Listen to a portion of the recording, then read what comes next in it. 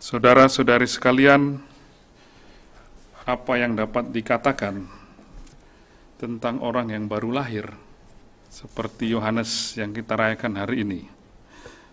Tidak banyak sebenarnya. Kalau orang baru lahir, yang mau bilang apa?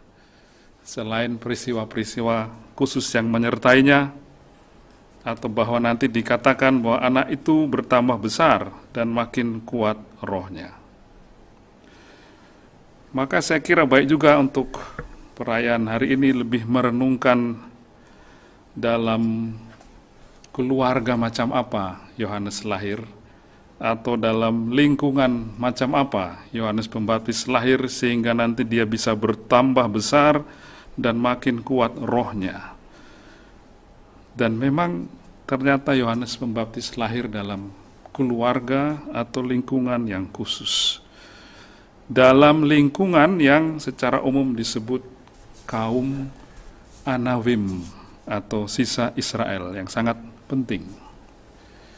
Seringkali kalau kita mendengarkan sejarah keselamatan, relasi antara Allah dengan umat manusia, khususnya umat Israel, gambaran yang kita dapatkan adalah Allah setia di satu pihak, Israel tidak setia, seringkali berdosa.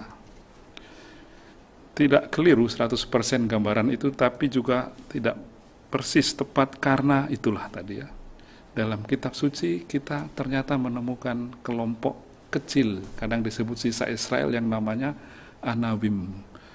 Itu kelompok yang orang-orang Israel yang digambarkan setia. Jadi berbeda dari gambaran umum tentang orang-orang Israel yang sering digambarkan tidak setia.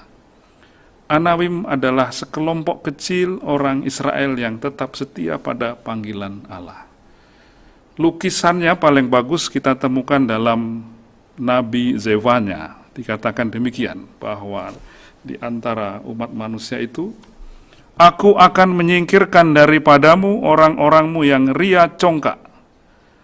Engkau tidak akan lagi meninggikan dirimu di gunungku yang kudus. Di antaramu akan kubiarkan hidup suatu umat yang rendah hati. Dan mereka akan mencari perlindungan pada nama Yahweh, yakni sisa Israel itu. Itulah Anawim itu. Mereka tidak akan melakukan kelaliman atau berbicara bohong. Dalam mulut mereka tidak akan terdapat lidah penipu. Mereka akan seperti domba yang makan rumput dan berbaring dengan tidak ada yang menanggungnya. Juga ketika Israel dibuang ke tempat pembuangan di Babel, selalu juga tetap ada orang-orang ini ya. Di samping banyak yang berkhianat dan tidak setia, tetap ada kelompok kecil yang setia. Dalam perjanjian baru, Rasul Paulus juga bicara tentang kelompok ini. Dalam surat kepada jemaat di Roma, ia mengatakan, demikian juga pada waktu itu tinggal suatu sisa, menurut pilihan kasih karunia Allah. Orang-orang yang tergolong dalam kelompok ini menunjukkan sikap dan perilaku yang rendah hati, hamba, tetap tekun, berharap pada janji-janji Allah, taat kepada hukum dalam untung dan malang. Tokoh-tokoh yang kita temukan di sekitar kisah kelahiran Yesus dan Yohanes Pembaptis adalah contoh dari kelompok Anawim ini. Zakaria, Elisabet, tapi juga Simeon dan Hana, Yosef, dan tentu saja Maria yang menyebut dirinya hamba Tuhan. Itulah, dalam lingkungan Anawim itulah Yohanes Pembaptis dilahirkan. Sedikit lukisan tentang cara hidup orang-orang ini, tentang Simeon misalnya. Dikatakan, ada di Yerusalem seorang bernama Simeon, seorang yang benar dan saleh, yang menantikan penghiburan bagi Israel. Roh Kudus ada di atasnya, dan kepadanya telah dinyatakan bahwa ia tidak akan mati sebelum ia melihat Mesias.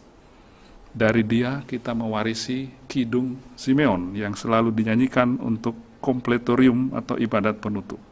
Sekarang Tuhan, perkenankanlah hamba-Mu berpulang, sebab mataku telah melihat keselamatan yang daripadamu. Hana juga menarik salah satu contoh orang Anawim seperti apa hidupnya. Lagi pula di situ ada Hana, seorang nabi perempuan. Ia sudah sangat lanjut umurnya. Sesudah kawin ia hidup 7 tahun lamanya bersama suaminya, dan sekarang ia janda dan berumur 84 tahun. Ia tidak pernah meninggalkan bait Allah. Bayangkan, tidak pernah meninggalkan bait Allah.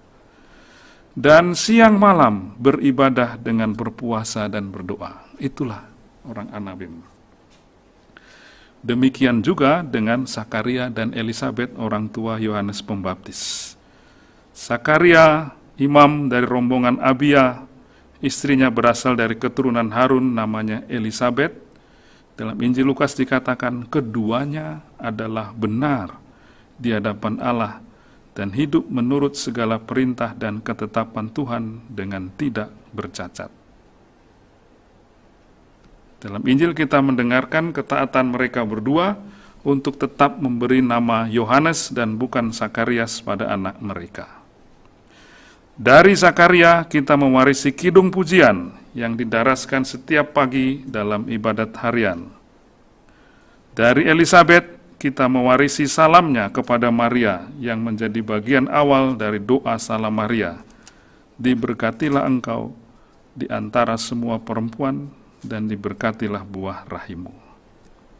Saudara-saudara sekalian, dalam lingkungan seperti itulah Yohanes Pembaptis dilahirkan dan bisa dimengerti bahwa kemudian ia bertambah besar dan makin kuat rohnya.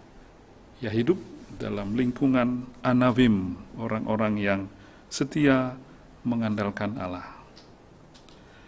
Kita berdoa, saudara-saudara sekalian, agar anak-anak yang lahir dan bertumbuh dalam keluarga-keluarga Kristiani juga diberi kemungkinan untuk hidup dalam lingkungan seperti yang dialami Yohanes Pembaptis, sehingga mereka juga dapat bertambah besar dan makin kuat rohnya.